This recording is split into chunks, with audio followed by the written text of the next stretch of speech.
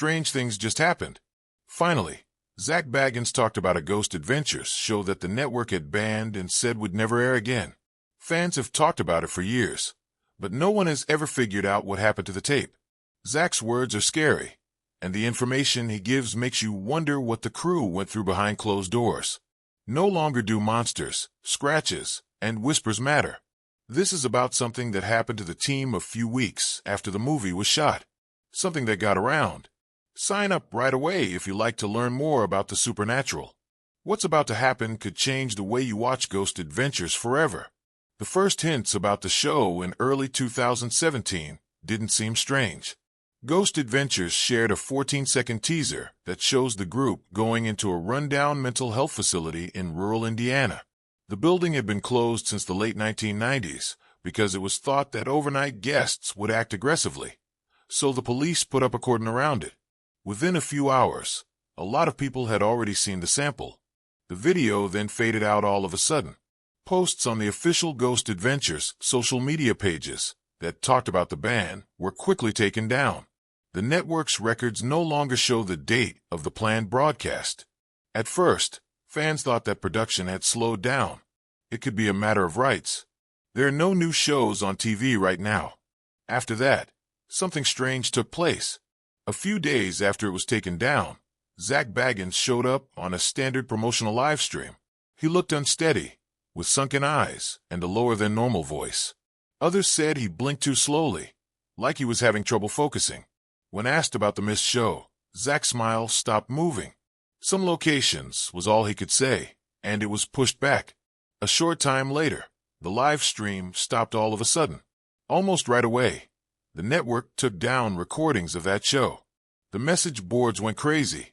Unnamed team members told fans that the show had already run at 2 a.m. in a test market in Europe, but it was canceled before it could air in the U.S. Some people said they saw someone in the background who looked exactly like Zak standing in a hallway and watching the crew, while Zak was on camera somewhere else. Most of these claims were thought to be made up by fans until other people saw the same things. These were the last days that production staff, who were on social media, could talk to each other. One user wrote in a vague way, "There are things you don't film a second time," before their whole account was deleted. At that very moment, agents saw something very scary. The place where the show was filmed wasn't just shut down. As of 1994, it was put in a behavioral lockdown, a legal term for mental illnesses that can spread. During the last year, 5 workers went missing without a trace. Access logs show that there was never an official evaluation. The network wouldn't say anything. Zak wouldn't say anything else, and viewers started to wonder if something had followed the team home. So they called the show the Duplicate Lockdown because it was so totally gone. What did the network think the people would see if this wasn't supernatural? That was the question that kept coming up in all of them. Eastfield Behavioral Research Hospital was the name of the hospital in the show that was not allowed, but you can't find it online anymore. As if the government wished to get rid of the logo, it is only called EBR Facility on all trackable documents. The building was finished in 1958 with money from the federal government for tracking experimental treatments. People in the area said it wasn't even a hospital. Mental health tests could be given to people who said they had problems with visual duplication or audio hallucinations. Early newspaper stories said that patients said they saw copies of themselves moving in the hallways, just in time with them. Reporters talked to former workers who said they weren't scared of the patients. It was the building. There were doors that opened just the right way. Sounds like staff voices could be heard murmuring and walking slowly down the halls. In 1994, after a still-secret investigation into the deaths of 5 people, the gates were locked. However, Eastfield was not put on hold, which is different from most businesses that close. It was put in a secure area. There were signs that showed how dangerous behavioral pollution could be. It was never clear what that meant. Zak's study team found a letter written by hand on one of the property records they were looking through to get permission to shoot. After midnight, don't go into the East Wing. Mirrors should not be seen. There was neither a name nor a reason given. A former nurse, whose face was hidden for privacy reasons, said that staff often covered mirrors because patients said their reflections showed facial expressions that they didn't see. She told the story of a man who needed to cover up mirrors in order to fall asleep. For the next 2 days, he wasn't in the security logs. His bed linens were found folded up nicely, which makes it seem like he had disappeared instead of leaving. Before getting a second request for permission that came back with a strange warning, the network thought this would be great TV bait. You do this at your own risk when you record. Long-term relationships can change how we see the world. Network lawyers just brushed it off. Zak didn't. He took a picture of the note and saved it. Also, when the team got there, locals refused to show them how to get in. The building began to learn after an old man said they shut it down because of that. You can see that Zak didn't even stop when he heard that. What's the worst? The door to the east wing should have been locked, but it was found to be open, and the copy had been scraped back across the paint. As soon as the shooting started, the building started to act funny. It felt like you were walking into a picture in the east wing because the air was so still. While being filmed, Zak said that his speech sounded heavier, like it was being absorbed by the sound instead of moving back and forth. Aaron made a nervous joke behind him that didn't hold up over time. It's like the walls are listening. They noticed something strange on their first tour. From the camera, the halls looked a little longer. Billy saw that the hallway was longer in real life than it was on paper when he compared live video to building plans. Zak just laughed about it. Things change over time. When they went back a few minutes later, they found that the hallway was shorter than before because they had used the extra room. Then Aaron asked in a whisper, "Did it move?" And everyone's attention was drawn to something right away. Billy's words could be heard over the noise in the far corner of the hall.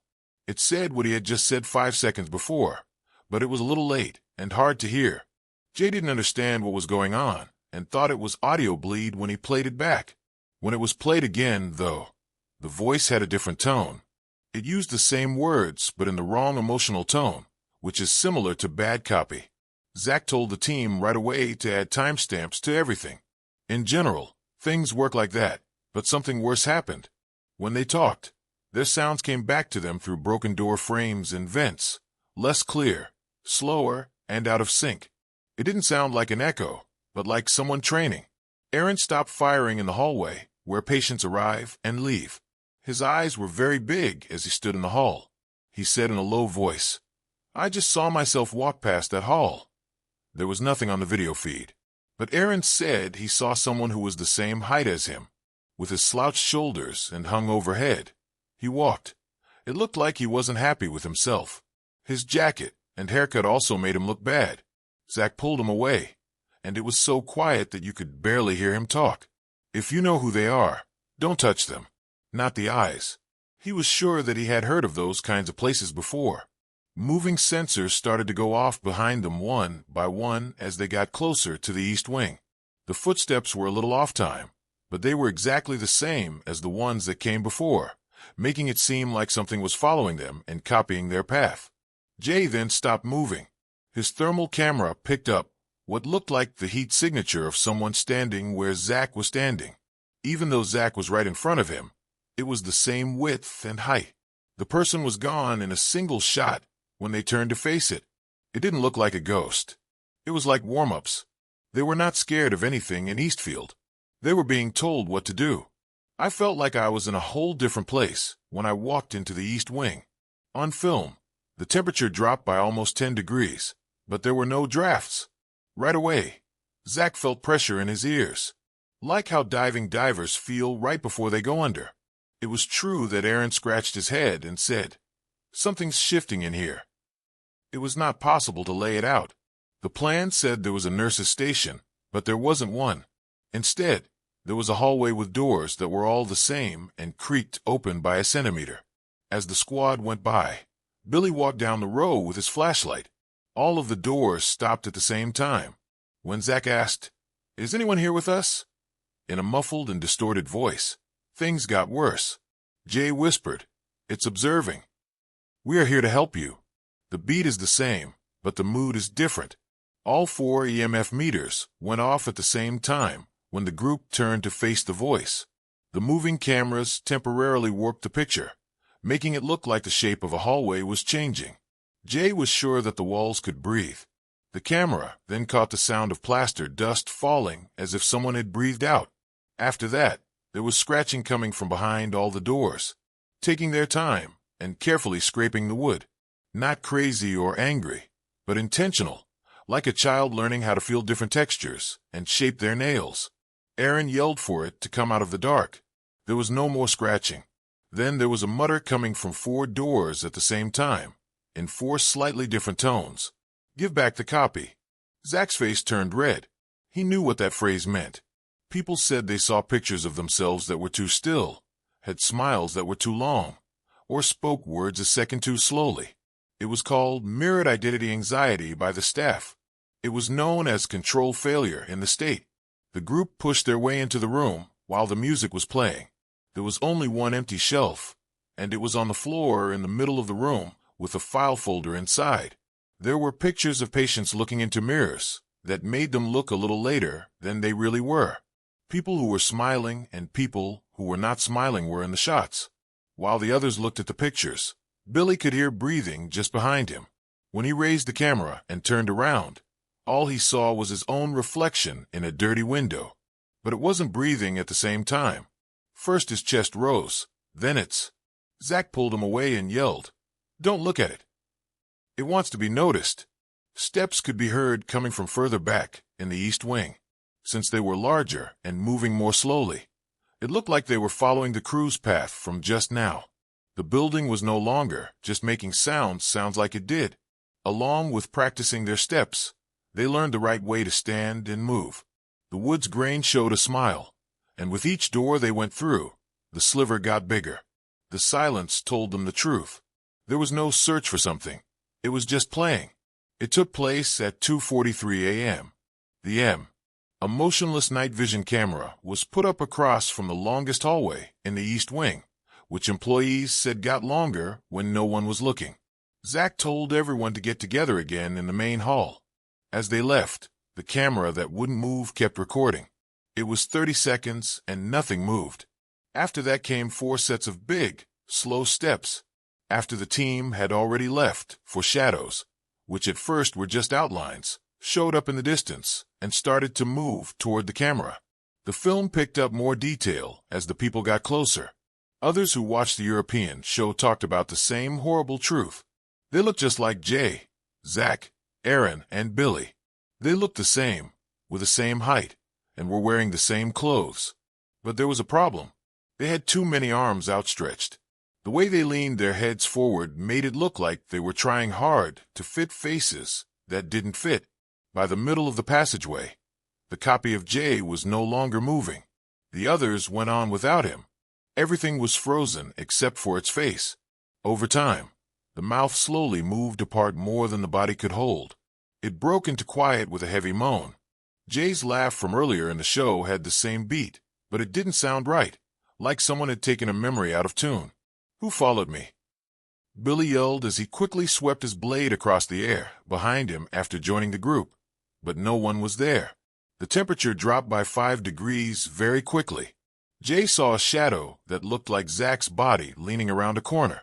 It was gone before it could be found. Zak told them all to take a quick look at the still camera.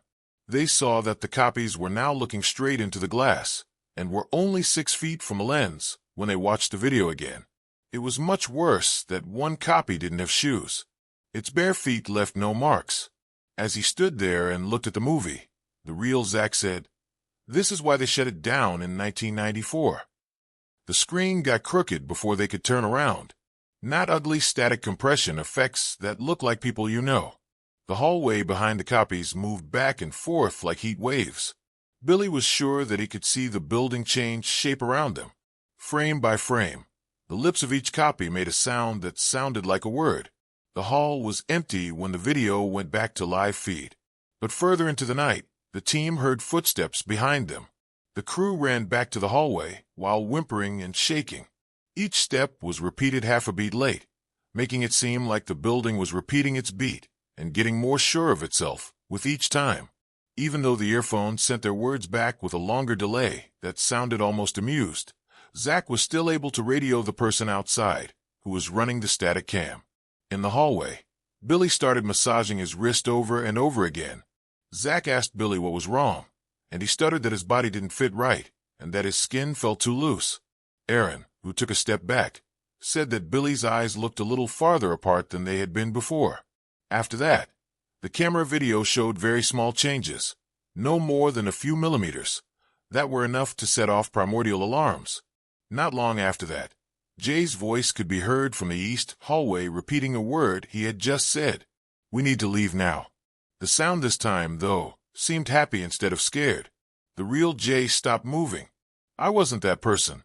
Everyone was told by Zak not to answer anything that sounded like it had already been said. They tried to get away, but there was no way out.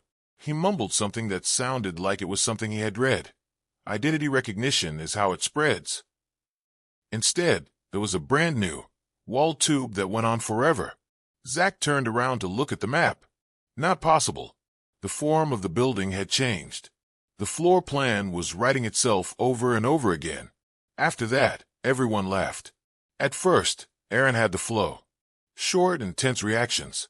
When Aaron made it clear that he wasn't laughing, Billy's louder laugh took the place of Jay's wobbly giggle. The room went dead when Zak's voice joined the others. Many people on the team were interested in the stairs. There were 4 shapes that stood still in the dark past the last step. Even though there were no cameras there, the crew could tell that people were looking at their bones and copying their stance and height proportions. The form slowly leaned forward in a strange way, as if they were trying to feel better and look at the angles of their jawlines. It wasn't fuzz, but the radio cracked. As Zak spoke in a whisper, his voice was perfectly imitated as he said, "It's learning behaviors like a script. Don't run. Give back the copy." Billy's fear erupted as he jerked. There was no answer to the question, copy of what? It was either too slow, too late, or wrong. The group ran off. The tools made a noise. There are pieces of broken tripods all over the tile. In reaction, the building changed shape, making them go through rooms they hadn't been through before. There were doorways where there hadn't been any before. Aaron yelled and grabbed him on the shoulder in the middle of the run. Someone with the same hand as him had just passed him, but no one was behind him. As they got closer to the entry arch, a picture in a broken glass panel stopped them in their tracks. They all showed up in the glass, but the real one was shaking, and one of them smiled. Zak used his flashlight to break the window. There was one reflection that was still there. It only blinks. When the squad hit the glass, they ran back to the loading bay, which is how they got in. But when they got there, the escape door was locked from the outside. The handle felt so cold that it hadn't been touched in decades. Zak hit it with his shoulder once, twice. The third time it moved, but not because of their weight. There was something pulling on the other side. Everyone turned cold. They could see 4 figures through the glass. It looked like they were all the same height and were waiting quietly. Like Zak does when he doesn't believe something. They all cocked their heads. He pulled them away and yelled back. It looked like the building breathed when the door slammed shut. The radio started to crackle again, but this time it was broken voices that sounded like theirs. They put together lines and patterns they had talked about earlier in the evening, like audio ransom letters. "Please stay with us," the sounds begged. "Then give us back the copy." After that, Jay fell down and started to shake. The picture of him grinned quietly and without blinking in a metal case next to it. The infrared monitor showed that Jay's vital signs were level for 5 seconds before they started to rise again. His voice sounded a little different when he gasped awake. Vowels get longer and consonants get later. Aaron took a step back in shock. Jay said in a whisper, "That's not him." Finally, they came out through a service stairwell that Zak said wasn't shown on the plan. From the outside, it was clear that everyone had changed. Your speech pitch, the space between your eyes, and the rhythm of your stride are all just a little off. The rescuers would not come near without masks on. As soon as the video got to the network, it was taken. The legal teams were worried that the raw file would set off behavioral triggers, so they moved it to a different spot. A few weeks later, internal papers came to light. People who watched test versions said they heard creepy sounds in their homes after seeing rough cuts. Someone said that his picture had nodded, even though he hadn't. Discovery asked for the show to be taken down. Lawyers used a liability word that was made for neurological artifacts. The house was shut for good. Torches, black plastic, and bits of concrete. While wearing mirrored visors, state lawmakers denied being involved. Zak didn't say anything for months. When he got back, sunglasses were in his eyes. Fans noticed that sometimes what he said was just a split second late. It's so soft that it makes you feel like you might fall. Because of this question, everyone who worked on the show stayed late. Can you be sure you're still the same person if something knows you too well? Zak sent a short word on his main channel a few hours ago. There's no sound, no beginning, and no changes. I think he looked at the camera for too long before he spoke. It sounded like furniture dragging on tile when he spoke slowly. He said the show wasn't stopped because it put us in danger. It was taken down because it could have hurt you. He said that the ghostly being that lives in Eastfield doesn't visit other places. It follows people, things, sounds, and faces around. Before the movie ended, he leaned in closer and said something that you couldn't hear.